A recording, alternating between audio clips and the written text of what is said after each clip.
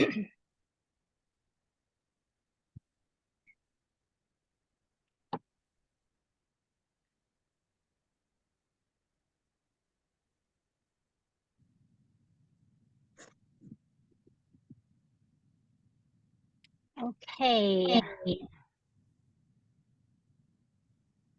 So thanks everyone for joining our parent lecture series here at Satsco River. My name is Carrie Potoff. I am a clinical social worker here at Satsco. And I treat kids and adolescents with anxiety and depression, as well as OCD, amongst other things. So today, we're going to be talking about feeling connected in a disconnected world, and how to help our teens manage anxiety and depression so we can help them build resilience and avoid burnout. If any of you are having any issues with audio from our end or the video or anything like that, just shoot your hand up. I have David on with me, and he's our tech wizard, so he can kind of help us with that. I'm going to introduce myself. Hello, everybody. My name is David. I'll be on mute, but I'm going to say, if you put your hand up, I actually won't see you, but if you're having any difficulties, unmute yourself or put something in the chat, and I can happily address from there. Okay, great. Thank you. All right, so we're going to get started. Just so you know, some of the slides toward the back end are a little bit dense, so I apologize. So again, I would encourage everyone, if you have questions, we'll definitely have some time at the end. So, you know, jot them down, just so we can have some time to kind of brainstorm. If anything comes up, definitely feel free to collect your questions, and we'll try to get to as many as we can at the end of the talk. So you go to the next slide.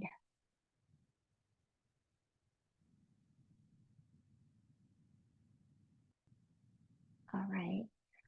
Are you guys all seeing the bar on the screen? The black box? We got that, David?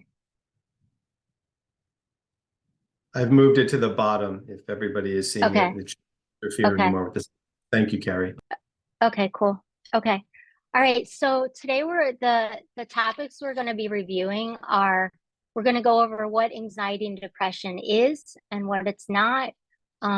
We're going to kind of go through how anxiety and depression can impact your child or children in general and teenagers. And then we're going to try and cover what we as parents and caregivers can do to kind of stay ahead of anxiety and depression. As we know, with the pandemic, both anxiety and depression, amongst other things, are definitely on the rise. So there's a lot of things that we can kind of look out for. So I'm going to try and give you guys the tricks of the trade to kind of navigate that, so we can all help our kids as best we can to be joyful and happy human beings. All right, David, let's see this next cartoon just to brighten our day a little bit. It's one of my favorites. They've all tested positive for stress. And we see at school, this is a big stressor. Okay, you can go to the next one. All right, so what is anxiety? So in simple terms, all anxiety is the inability to tolerate uncertainty. And when someone can't tolerate that uncertainty and they hold on and trying to control, that's where the anxiety is going to start to rise. So what we want to do is we want to try and teach how to lean into the uncertainty and accept uncertainty. Because really, the only thing in life that we have control over is how we react. So that's what we're trying to teach our kids. But In technical terms, anxiety refers to the brain's response to danger or the stimuli that the person's going to attempt to avoid.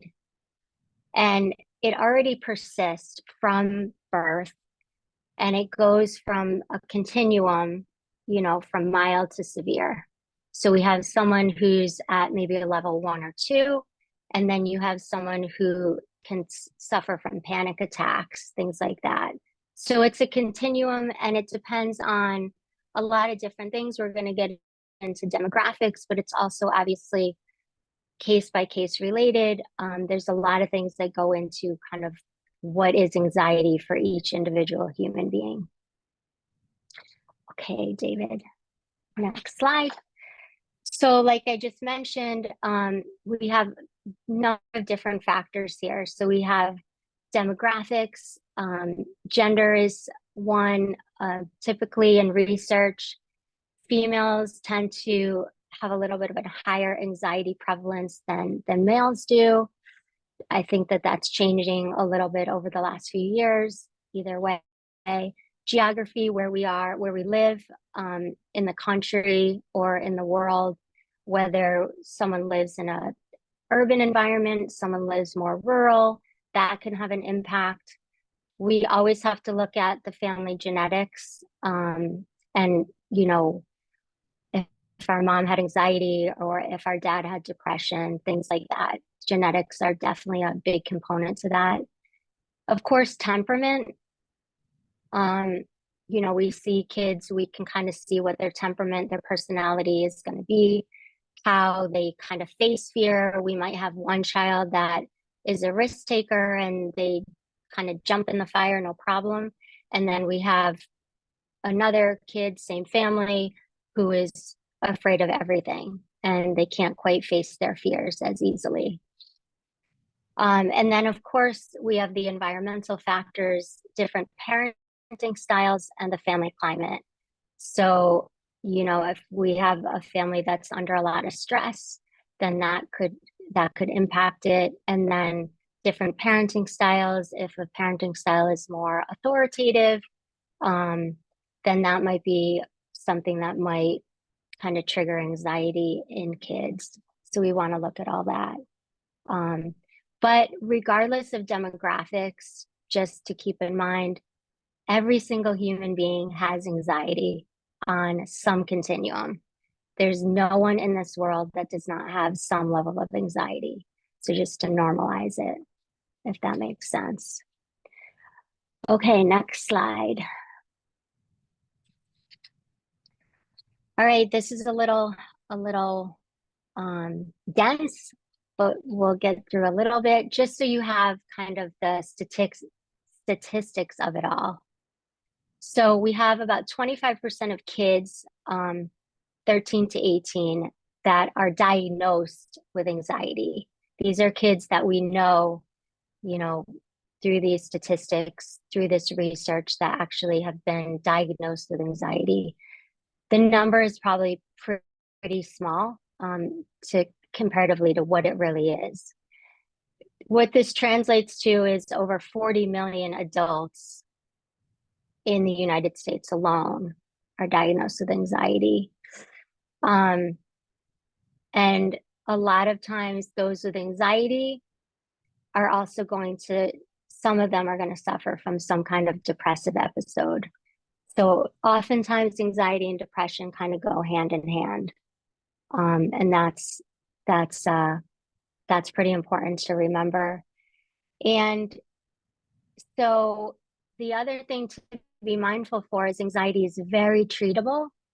Only about 35% of people with anxiety actually seek treatment.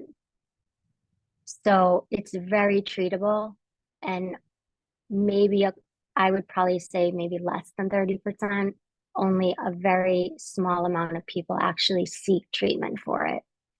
So that's just something to kind of keep in the back of your mind. Okay, next slide. All right, so we have some good things about anxiety and we have some not so good things of anxiety. So anxiety in general, it's going to protect us from dangerous situations, situations that keep us safe, keep us alive, right? So we have examples right here. You know, if our child is running in the middle of traffic, obviously we're going to be anxious, they're going to be anxious, the whole thing. If we're hiking and we confront a big brown bear, you know, that's going to be pretty anxiety provoking. That makes sense. Um, so the thing that anxiety is going to do is it has the ability to either push us toward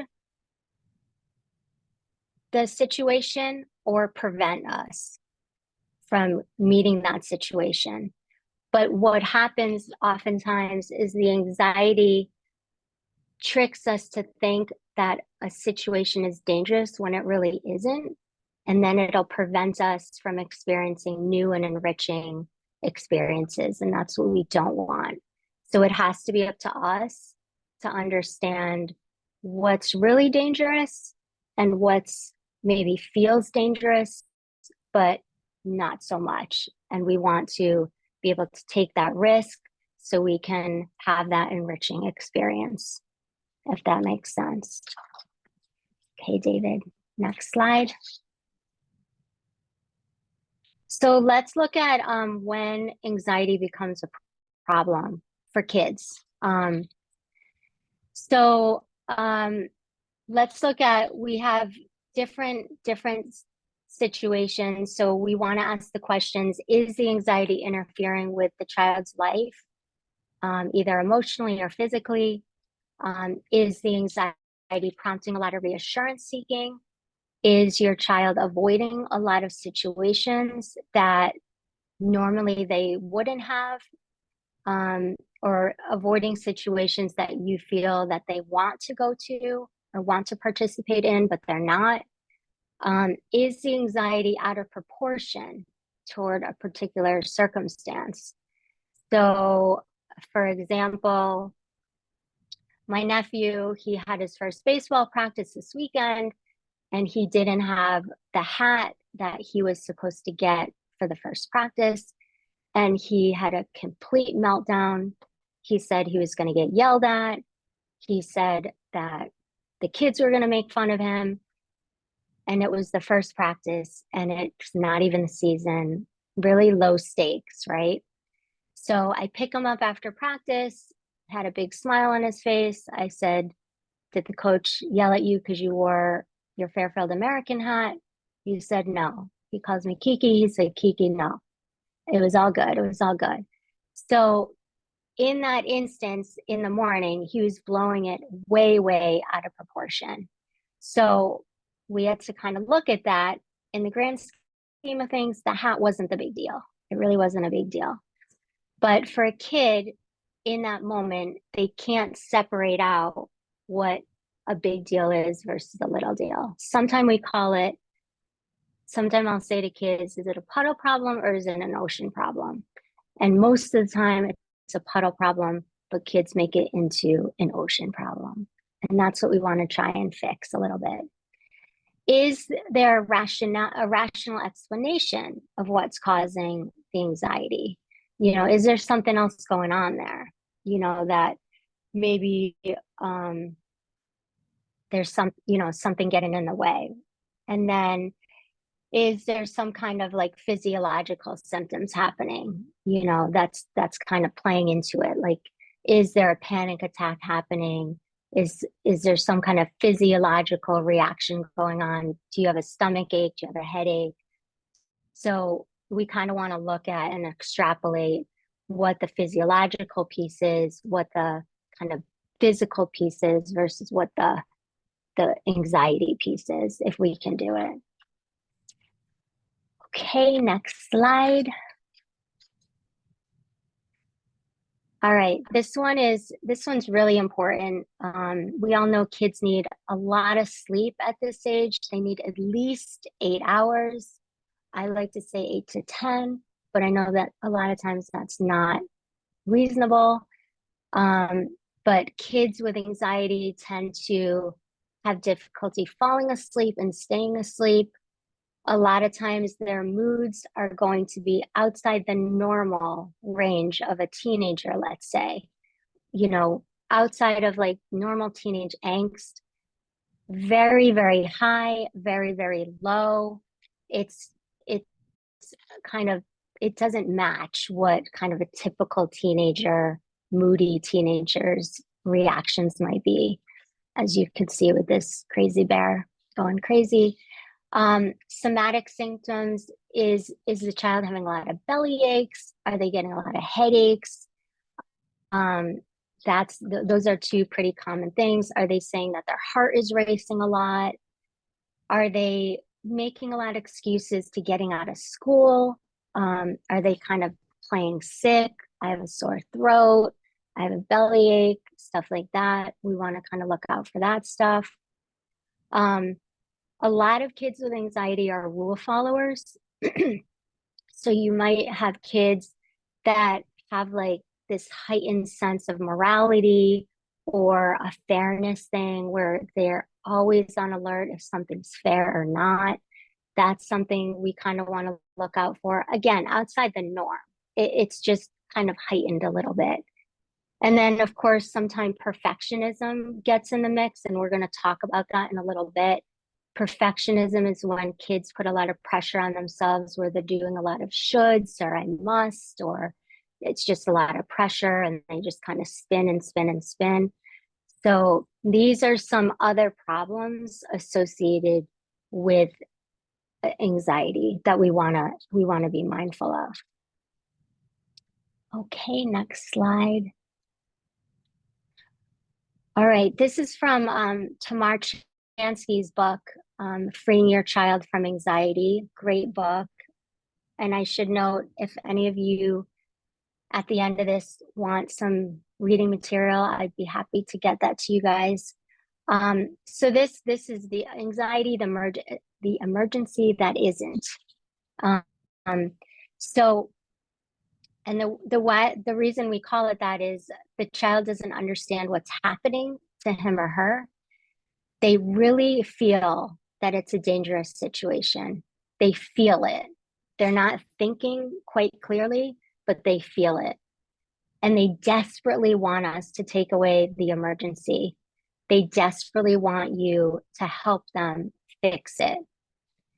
But there's nothing you can take away or fix if it wasn't there in the first place, right? So we want to be mindful of, for us as caregivers, as parents, as people that work with children, we want to be aware of what trap the anxiety is kind of getting us to fall into too. Because a lot of times there's nothing to fix. The child isn't broken, so there's nothing to be fixed there. We just have to kind of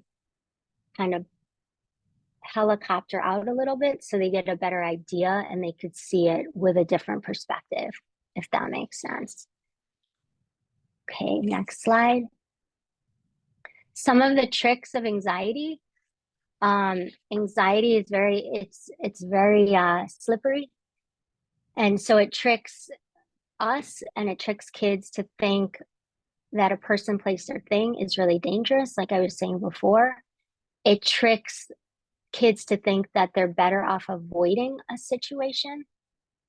It'll trick the kid to think that they need the reassurance and that they need to know all the information right away.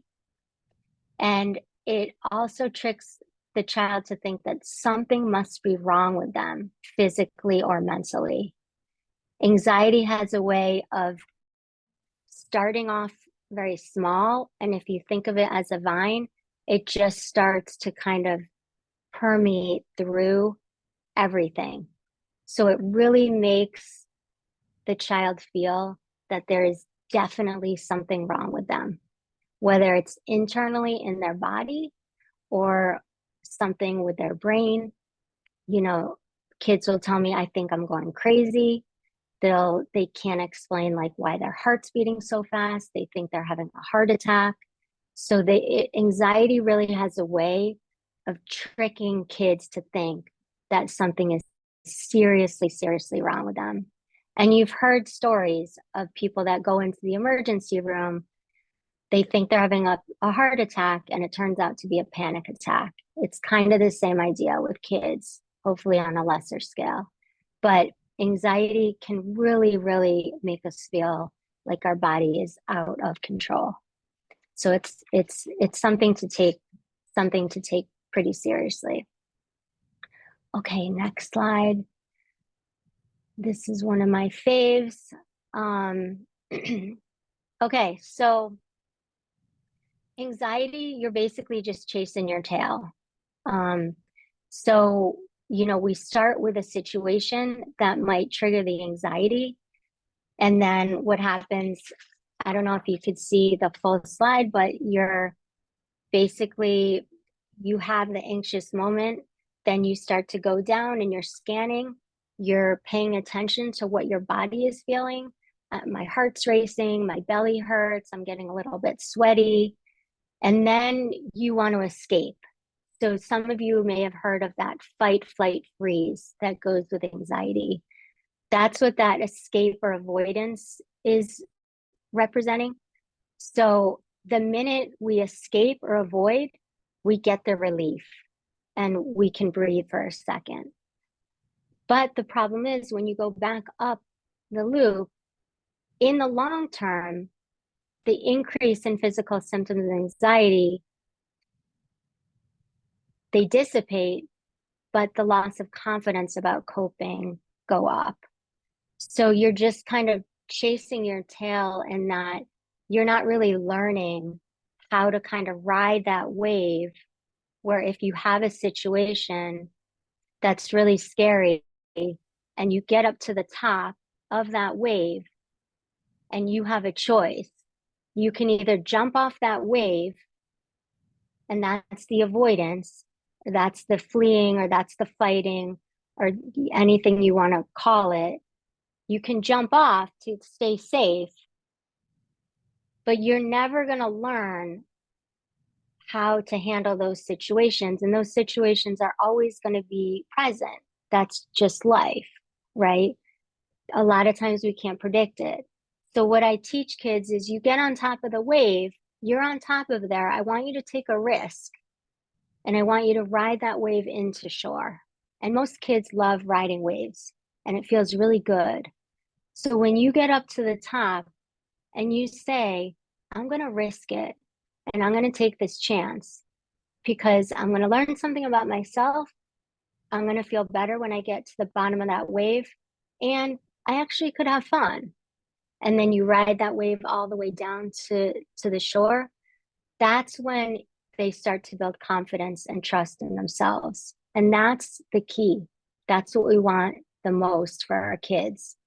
So if you have if you have a child that doesn't want to try out for basketball, right? And you're really trying to encourage them and they really want to avoid, they're not putting on their shoes, da da da. And we're just like, you know what, let's just give it one practice. If you don't like it, you don't have to do it, right? So they get in the car, that's getting up there. They get out of the car and they get into the gym, that's on top of there. Then they go onto the gym floor and they start meeting some kids. There we go. Then they start taking some baskets. Good. They start, the coach, meeting the coach. Great, great, great. Then you start to see them smiling and having a good time. They got it. So you can see the progression of the wave in kind of real time. I mean, obviously it's a metaphor, but you can kind of see it happen. When I tell kids I want them to take risk, I'm not talking about taking risk jumping out of an airplane. It's little risk. It's little things that they can do to just build up that confidence so they know when they feel that feeling, it's not going to prevent them from getting what they want. And that's the important thing. Okay, next slide, please. All right, let's talk about what feeds the anxiety. A lot of parents that I speak with, they do a lot of reassuring their kids. It's okay. Don't worry. We'll figure it out. We'll try it the next time. You don't have to go.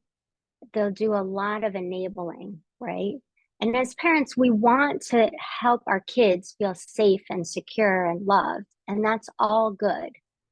But we want to be mindful of how much reassurance we're actually giving to our kids. A little bit is good, but too much can start feeding the anxiety a little bit more. So we have to be mindful of that. Avoidance speaks for itself. We don't want to sign our kid up for something, and then every time we sign them up, they say they're not going to go, and they keep avoiding. Because again, we're not building that muscle. So we want to try and avoid avoidance as much as we can, if possible. Okay. All right, next slide. And I'll show you a little bit more of the reassurance thing. You can go to the next one, David, if you can. Okay. This gives you an idea of what I'm talking about reassurance seeking. And you can kind of see the difference. So I'll just do a couple of these just so you have an idea. So an information seeker asks a question once. A reassurance seeker will repeatedly ask the same question over and over and over again. Maybe in a different way, but they're on your heels. They will not let you go until you answer that question. An information seeker will accept the answer provided, but the reassurance seeker will respond to an answer by challenging the answer. So you give them the answer, and then the kid will be like, well, what about this? And what about this? And what? They don't really believe you, right? So we want to be kind of careful with that. Information seeker seeks the truth. A reassurance seeker seeks a desired answer. They know what they want to hear, but the information seeker, all they're going for is the truth. They can live with the truth, and then they get on with their day. The information seeker only asks the information necessary to form a conclusion, where the reassurance seeker indefinitely pursues the information without ever forming a conclusion or making a decision. So they pursue the information, but there's no end game. They just keep spinning and spinning and spinning. And that's what we don't want. So you can kind of see, obviously, we want to get kids more on the information seeker side versus the reassurance side. Again, a little is okay. It's your job as a caregiver, as a parent, whatever your role is in the child's life, to give them a little reassurance. Of course, we just have to be mindful of how much we kind of spin in their web. Because really what happens, to be honest, is the kid's anxiety is over here. You get kind of caught up in the reassurance seeking, then inevitably, I think, at least with me, my anxiety goes up because I can't fix it. And then our anxieties kind of play in the sandbox together. And that's what we don't want. Okay, let's check out this next cartoon, David.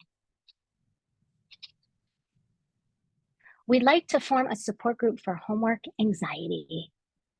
Hear this all the time. I have to throw in some cartoons. They're so fun. Okay, so the next slide, we're going to talk about the types of anxiety, just so we'll go through these kind of quickly. So there's a few different kind of general anxieties that I'm sure a lot of you have heard about. We have generalized anxiety. That's kind of run of the mill. Maintains high standards, very nervous, seeks reassurance, a lot of belly aches, a lot of headaches. We have social anxiety, a lot of worrying about being judged, not knowing what to say in social situations, a lot of avoidance of social situations, can't interact with teachers. So they want to be part of the mix, but they just do not know how. It's the next slide. And then we have separation anxiety. This is pretty typical for younger kids, but it can happen to some teenagers too, especially when they head off to summer camp, things like that. Concerned about being away from their family. They think something is going to happen to a loved one, so they want to stay close. Or like I was saying, if someone is at a sleepover, they might have fear of missing out, so they never want to leave the family. Little kids, a lot of transitions, difficulty with saying goodbyes. You hear this a lot with like nursery school, preschool, kindergarten kids going off to school for the first time. A lot of holding on to the pant legs. And then we have panic disorders or phobias. Panic disorders are pretty interesting. You're basically talking about the fear of the feeling, or you fear the fear of the physiological reaction to the feeling of anxiety. It's basically anxiety kind of on steroids. And then you have phobias, and phobias can range from I'm afraid of Santa Claus, I'm afraid of people with a beard, I'm afraid of dogs, I'm afraid of heights, I'm afraid of throwing up. Lots and lots and lots of different phobias. Very interesting, very, very treatable. All of these things with anxiety, very treatable. I would say one of the more difficult, challenging things to treat would be social anxiety, because with social anxiety, we have to do exposures in real life situations. Typically, kids don't like that, but it's very treatable. So, okay, next slide. All right, we're going to kind of segue a little bit to depression. I worry my depression and anxiety are always going to keep me from being the person I dreamed of being. This is, in a nutshell, what anxiety and depression want to do to our kids, if we think of it as very black and white. Anxiety wants us to feel this small about ourselves, and it wants us to feel like we are incapable of handling not being in control. Remember, it's not about being in control. It's about tolerating the inability to not be in control over everything, every single thing. Once we can lean into that, we have kind of a weight lifted off of us, and then we can teach kids to go after it, okay, and not feel like this young person is feeling right now. So let's get into depression a little bit. Depression is very common. It's obviously a very serious mood disorder. It causes serious symptoms of how people think, how they feel, how they handle daily activities, sleeping, eating, working, going to school. To be diagnosed with depression, the symptoms have to be present for at least 2 weeks. So of course we ebb and flow. We all have our sad days, you know, but if it's pretty consistent throughout 2 weeks where you're having a lot of the same symptoms, that's the time we want to kind of think about, you know, treatment or doing some research, reading some books and figuring out what's going on, talking with your child and see what's happening. Okay, next slide. Some more statistics. So we have about 5 million teenagers. This was from NIH, and this is from 2021. So this is kind of right in the middle of the pandemic. Again, I think it's going to be a little bit higher at this point, but it gives you an idea. It's about 20% of kids. That's a big number. Again, a little bit more prevalent in females, and more prevalent in kids with reporting 2 or more races. So kids in underserved communities, other races, a little higher prevalence for those. So we really want to, you know, these numbers are not great. Next slide. We're going to look at the types of depression just so you have an idea. Lots of different types, just like anxiety. So of course we have major depressive disorder, persistent depressive disorder. These are kids who um, can do everything, seem to be functioning fine, but their affect is kind of flat all the time. They don't really seek out joy. They're just kind of what I call like kind of blah, just kind of like a meh attitude. Um, a lot of, young women getting their periods, like premenstrual, that can impact mood. Adjustment disorder with depression. Um, whether they're changing schools, that could be an adjustment. Whether their parents are going through a divorce, that could be an adjustment. So adjustment disorders are pretty common. Seasonal affective, especially in the Northeast, that's pretty common. And then, of course, bipolar disorder is another one. And so depression and anxiety aren't the same. I'm just going to kind of read this. But just so you know that over time, a lot of people with anxiety or depression will kind of have comorbid depression and anxiety. So it's not uncommon that they kind of fall on top of each other. Some of the symptoms of depression, decreased appetite, very tired, feelings of worthlessness or excessive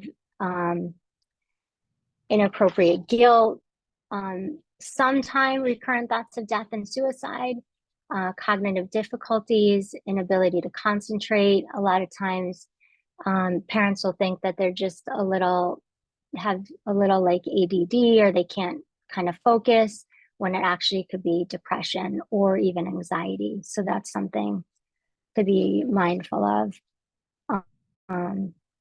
So the next slide. We're going to save the questions toward the end. I'm going to try and breeze through this. We're actually going to switch over to a little perfectionism, because perfectionism plays a big part in anxiety as well as depression.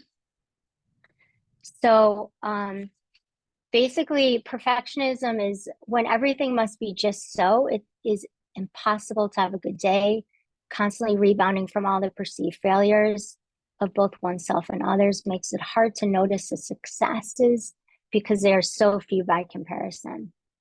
Perfectionists typically come very irritable with themselves. They're trying to absorb all the disappointments and all the pressures their mind creates for them each day. I'm going to give you a snapshot of what a perfectionist person might look like in the next slide. This is kind of textbook perfectionist. Way too overwhelmed to work, lots of procrastination, cannot turn in the work because it's not perfect. They start the paper over and over. The work looks messy because of the corrections. They don't want mistakes left in. Sport-wise, I work with a ton of athletes. They play really poorly because they're so in their mind. If they miss that goal, it's over. The thing is with perfectionism, it's not as much about being perfect. It's more about fearing being a failure or having people see them as a failure. So that's why perfectionism can be so damaging to our kids. So the next slide, I'm going to give you a quick snapshot of a client that I've worked with in the past. Next slide. So this is a kind of run-of-the-mill that I see this a lot. 16-year-old with generalized anxiety. So we did what we do in cognitive behavior therapy is we look at the pros of being a perfectionist and we look at the cons or the negatives of being a perfectionist. So you see that there are a lot of pros, right? I feel good about myself. It keeps me motivated. I feel disappointed when I don't meet my high standards. People like me. People respect me. I get a lot of accolades from teachers. But then you look at the cons, and the cons are focused on how it makes the person feel. I still never feel good enough. I'm afraid of failing. It takes up so much time to do and complete work. I spend too much time and energy on small things. I procrastinate. I don't know where to start. I only deserve free time if everything is done. So even though there are the cons, or the pros are amazing, the cons I feel trump the pros in my opinion. And this kid eventually got to that point too, because it's how it made him feel about himself. And it wasn't worth it. So we had to kind of tweak it a little so he could have more of a balance. So next slide. So this is a little tough to read. I don't worry about anything. My mom does all the worrying for me. That's a good one. So a lot of times I'll see parents that overparent or overfunction. So we're going to try and help you guys figure out your role as a parent or caregiver to help your kids navigate anxiety and depression. So we're going to get educated, right? We're going to explain that anxiety and stress are normal. It may be uncomfortable at times, but it's not dangerous. Our parent role is not to prevent or protect or remove the child from experiencing the anxiety or adversity. Like we said before, we want to expose them to that. And the parent role is to teach and model how to cope with anxiety and to persevere under adversity. Okay, next slide. So again, we want to empathize. We want to be able to meet the child where they're at. And we always want to validate. Even if we don't think it's a big deal, I didn't think that it was a big deal that my nephew didn't have a hat. He felt it was a big deal. So I had to validate that. If I don't validate that, then he's not going to be heard. He's not going to come to me the next time he needs me. So it's really important to validate. We want to relabel the problem as the worry brain. We're going to rewire it, and we're going to try and get the prefrontal cortex back online. This is the thinking part of the brain. So we got to get that back online right away. We got to get the body on board and turn off the alarms, whether we kind of distract ourselves and move our body, do something to kind of shake it off a little bit. And then we're going to refocus on what you want to do, not what the anxiety wants you to do, what you want to do. We're going to face the fears step by step, and we're going to reinforce the child's efforts at fighting. It's a team. So we really got to kind of like gather together as a team, as a family. Okay, next slide. So we want to expose them and limit avoidance. As parents, we're all trying our best, right? We want to protect our kids from distress, but for anxious kids, avoidance feeds anxiety. So we don't want to make it more severe and more far-reaching over time. The key to helping anxious kids is to avoid avoidance or to facilitate exposure to the feared situations. Baby steps, okay? If a kid is afraid of heights, you don't have to take them up to the Empire State Building. You could take them up 2 floors, and that's fine. Then the next week, maybe you do 4 floors. Nothing has to be immediate. Baby steps is the key. Next slide. What do exposures teach our kids? Anxiety will go away on its own without having to do anything, right? It's a feeling. It comes up, it comes down. The more we fight it, the more it's going to stay up. So we want to kind of lean into it and be curious about it. We don't want to fight it. Bad things are very unlikely to occur. And the most important thing is teaching him, I can do it. Him or her, I can do it. I'm going to give you some examples. Encourage your kid to go to a Sweet 16 party. Raise their hand one time in class. Take that shot on goal, even if you might miss it. When ordering takeout, have your child do it over the phone, and really discourage your child to quit or miss too much school. We really want to try and not have them avoid too much. The next slide is one of my favorites. I'm a big Eagles fan from Philadelphia. So Nick Foles said that in his press conference after the Super Bowl. It's a part of building character and growing. Without failure, who would you be?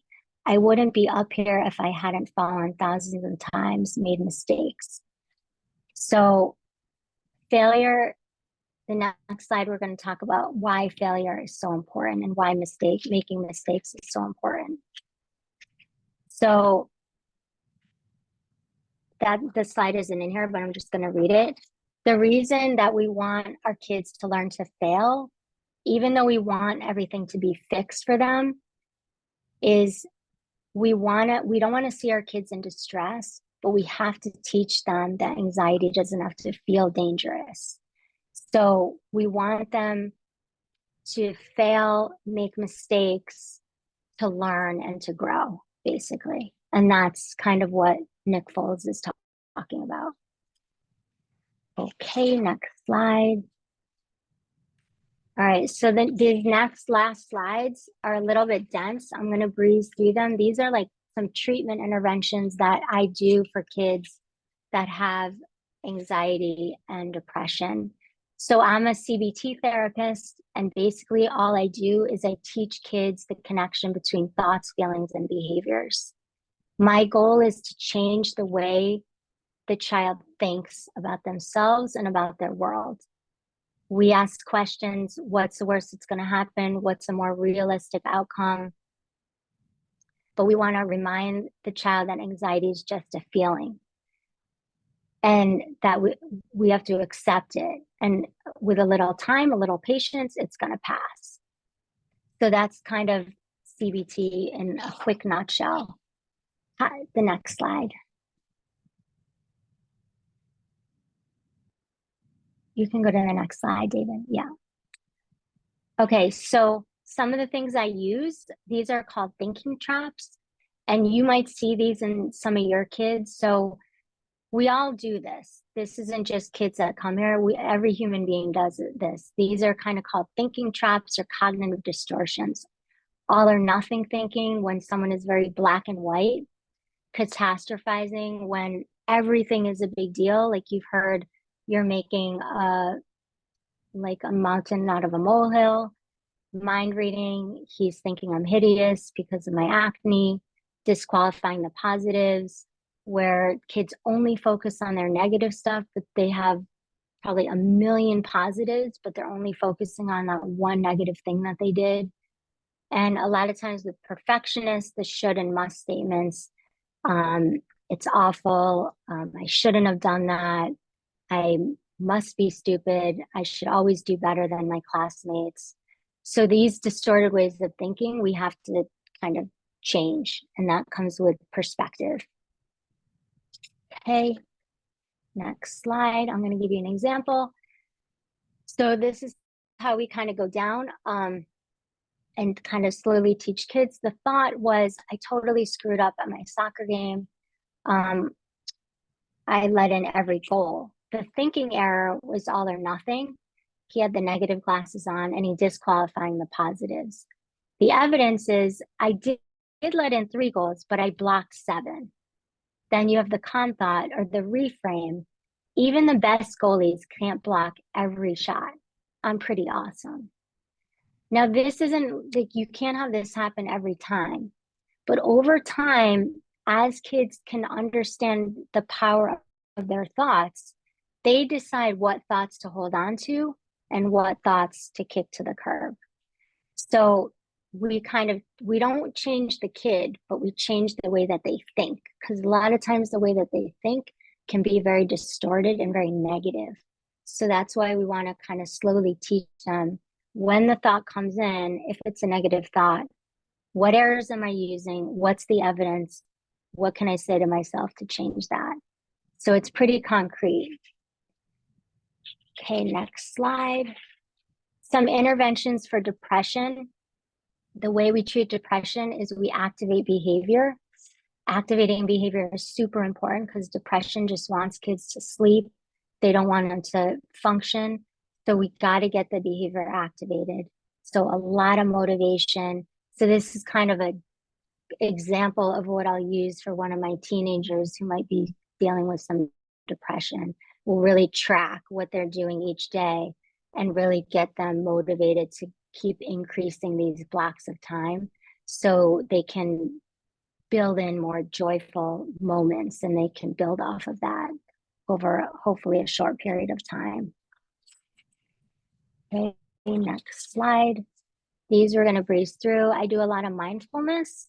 Some people believe in it, some people don't, but I think it's super important to incorporate exercise and mindfulness into treatment. Mindfulness teaches us how much being in the present is so important. The past you cannot repeat. You cannot predict the future. If you can stay present, whether it's in your feelings or what's going on directly in front of you, it's going to center you and it's going to bring that anxiety down. The deep breathing, staying present, it's all good. It's all about building more awareness and acceptance. So that's super, super powerful. Love doing it with little kids. They really get into it, lying down on the floor, put some Zen music on. They fall asleep in 10 minutes and they wake up feeling like they're on a cloud. So I think it's super important. And then the last slide just kind of emphasizes that daily meditation can strengthen the mindfulness muscle, which means creating some space between stimulus, feeling of anxiety, and reaction, becoming more anxious about feeling anxious. A meditation practice can help us respond rather than react. So let's wrap this up. I'm going to give you guys 6 things you can do ASAP. Okay. We're going to avoid avoidance. We're going to limit reassurance. We're going to be empathetic. Kids just want to be heard. No advice, no opinions. They just want to be heard. There's no need to fix them. None of our kids are broken.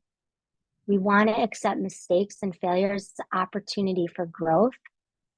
Anxiety can be uncomfortable, but it is never dangerous. It's just uncomfortable. We want them to tolerate the uncomfortableness and build up that muscle. And of course, tell your kids you love them, you're proud of them, and you guys are a team and you're in this together.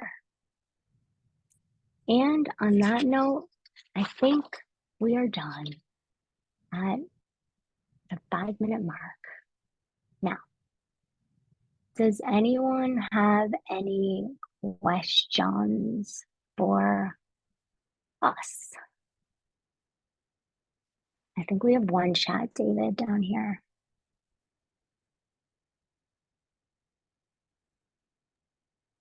I looked in the chat and I didn't see anything. No, I didn't see. Okay. But if you've got any questions, just unmute yourself and feel free to ask a question. Go ahead. Or you can see the questions, Carrie, in the chat. So Denise has a question. Can you talk about how this plays out in the digital landscape? Yeah, the digital landscape is it's a tricky one. I mean, we know that with social media, there's a lot of anxiety attached to that. You know, I think if you have to be obviously mindful of, you know, what your kids are looking at.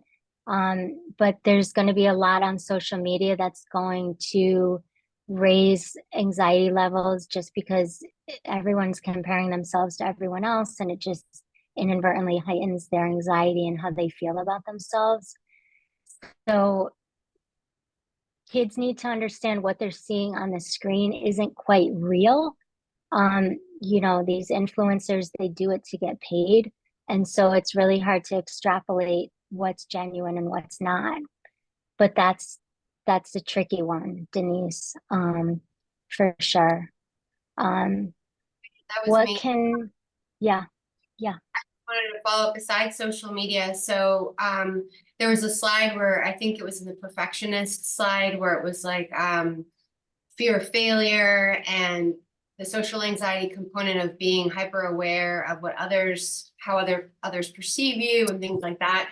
So with social media, I agree with what you're saying about social media, but putting it to the side, I think some people are allowing their kids to be hyper connected even via text, and giving them smartphones and or smart devices where they're constantly connected and constantly communicating digitally, which is you lose all the context cues of face-to-face interaction. How does that heighten kids who have anxiety vulnerabilities, and also just sort of like general population, or like people who aren't really highly vulnerable to anxiety? How does that sort of like heighten everybody's hypervigilance and perfectionistic tendencies and things like that can get us into trouble? Yeah. I mean, I think when you're relying on the texting and when you're not relying on kind of the face-to-face interactions, a lot is lost in context. So a lot of misunderstandings and things like that can happen in those situations. I think it's tricky. I don't know what the answer is, to be honest with you. I wish I did, because I hear this all the time with my clients. We want our kids to be social. We are social creatures. We need those relationships. And I think with the pandemic and with technology, it's gotten very cloudy. So I just think it's really important to set those boundaries on those devices, and really encourage kids to do things, like unplug and like do things where they can go downtown with a friend, go to the mall, like have good days, a good chunk of Saturday with no screen time, things like that. But there is no easy answer for it, unfortunately. I think we're all trying to figure it out still, you know. So what can parents do to gain their child's trust after mishaps? So I don't know what the mishaps might be. I don't know if Marlene, you want to go into it, but I believe in a lot of transparency. So, I think if you sit the kids down and you kind of speak with them and ask and talk openly about what do you think, your dad or me or whoever needs to do to earn your trust back, or vice versa. Like, how can we earn your trust back? I think it's kind of, I think the child needs to be kind of part of that conversation. I don't exactly know what happened in this situation, but the trust thing is tricky because a lot of parents will put like the Life 360 on, or they'll look at their phones, or they'll do things to try and keep the kids safe, but the child feels violated and that their privacy is being compromised. So I think when you do get a device, or when you do set up these rules, the kid has to be really clear of what you as a parent have the right to have access to. And as long as it's clear from the beginning, then you can use that down the road. If the child yells at you and says, you don't trust me, da da da, you can kind of lay it out and say, this is what we talked about. The phone, you don't pay for the phone. You don't pay for this or that. So this, as for me, I want to keep you safe. And this is my job as a parent, to keep you safe. But it's a respect thing. I think that respect goes both ways. And if we can't respect our children and give them the opportunity to show that they can be trusted, then it could be a slippery slope on that,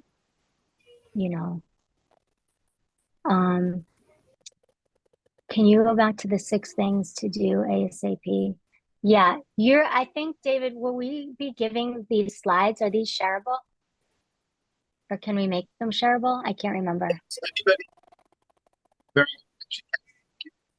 registered for this, and I assume that everybody here has, otherwise you wouldn't have the link. You will receive later today or tomorrow at the latest a link both to the video of this as well as a link to all of the slides. Yeah. Okay. With tweens on group chat and teens getting smartphones sooner, Yeah, you got to watch what group chats they're on. And the smartphones, I mean, research has come out, the smartphones before 13, there's a lot of research out there. If you go to Common Sense Media online, Common Sense Media, it lays out all the do's and don'ts when it comes to technology. It's amazing. So if you guys go to that, you can find everything. Obviously, it's up to you as a parent what you want to, what you want to do. But I think that, once the kid has the device, you're never going to get it back. It's tricky. So you really got to set limits from the beginning. When I meet with parents and kids and we set up a plan to take the screen away or we limit the screen, I'm not even kidding you. 99% of those kids do not miss it. When we set firm expectations around the limits of the screens, the kids do not miss it. They're fine. They're not going to break. They're completely fine. I think it gives them a sense of relief, and they can just blame me or they can blame their parents, So it's not going to crush them socially. It really won't. How can we remind our kids of their schoolwork without making them feel anxious, adding more stress? Yeah, I mean, the schools don't help with this, unfortunately. They pile on a lot of work. I like to set out schedules with families with the kid there. Like, how do you want your afternoon to go? And again, what the expectations are. Some families do want their kids to get all A's. I talk to those parents and want them to take a beat. But if the expectation is you want the schoolwork to be done at a certain time and then they get the screen time or then they get the fun time, and just make it really clear. But I think the environment of school and the environment of, whether it's high school or whatever, you could be the coolest parent, but once they get into that school environment around here, it's a pressure cooker. So when they come home, they don't need to hear from us, like, you got to do A, B, C, da, da, da. It's just like, how can I make this not worse for you? Is there anything I could do to help you that will not make this situation worse for you? And a lot of kids will explain to you that, like, can you help me with this or that? But I think us as parents have to determine for ourselves and really look deep, like, what are our expectations for our kids? Because at the end of the day, you could disagree with me or not. Getting a B plus versus an A minus or an A, I don't know if it's, I don't know how much it really matters in the grand scheme. But I don't know. I don't want to get into any of the politics of grading. So, anyone else that I didn't answer? You can always reach out to me, or at via Sasco if you guys have any more specific questions. I'm happy to answer. But we do these lecture series every month, and there's a plethora of information out there. So, anyone else? Good. All right. Thank you guys all for joining. I really appreciate your messaging and stuff. Oh, wait. Okay. Thank you. Thank you all so much, and have a good rest of your week.